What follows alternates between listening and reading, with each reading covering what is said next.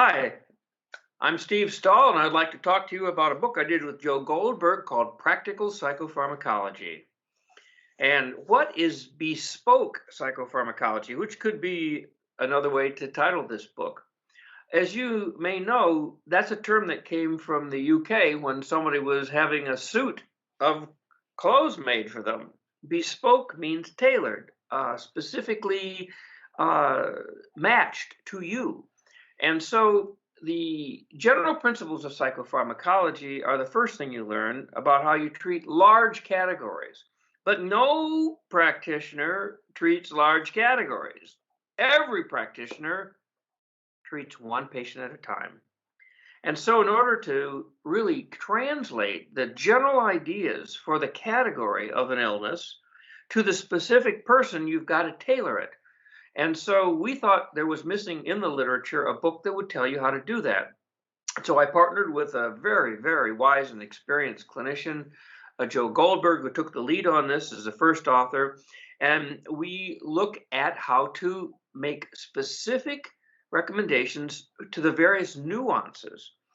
The other thing that changed in practical psychopharmacology is a much better evidence base than would be in a general starter or kind of base textbook like Essential Psychopharmacology. So that book is not as highly referenced to specific studies. Bespoke psychopharmacology or practical psychopharmacology is. So there's a lot of referencing and evidence. So it's evidence based, but it's taking that evidence for groups and honing it down to how do you use evidence to treat an individual.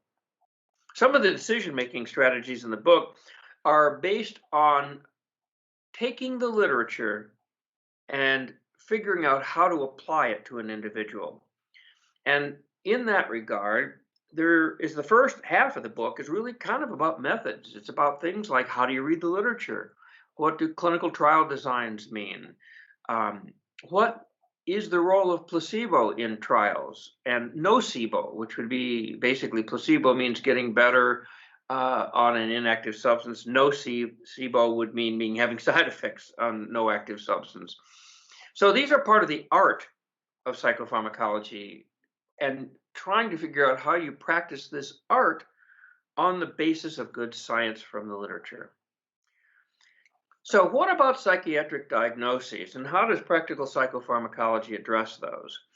Well, it turns out that psychiatric diagnoses are categories of symptoms put together by a committee that says if you have these 3 or 4 or 10 symptoms, then you have such and such a diagnosis. But I can tell you a secret. Nobody treats a diagnosis. I've never treated major depressive disorder. I've never treated schizophrenia. What? I treat delusions, hallucinations, thought disorder, which could occur in schizophrenia, or I treat sadness and insomnia and guilt in depression. So real psychiatrists, real practitioners, mental health, will not treat disorders. They will treat symptoms. And so symptoms cut across disorders. So the same symptom can exist in 3 or 4 disorders. The patient doesn't care what the name of his or her illness is. They just want to feel better. And the way to do that is to address each patient, every symptom, and to understand the circuit that that symptom may be mediated by, the neurotransmitters that may actually control and regulate that circuit, and then how you use drugs to kind of reset, or if you will, tune. It's like tuning a guitar to tune the brain's circuits so symptoms get better.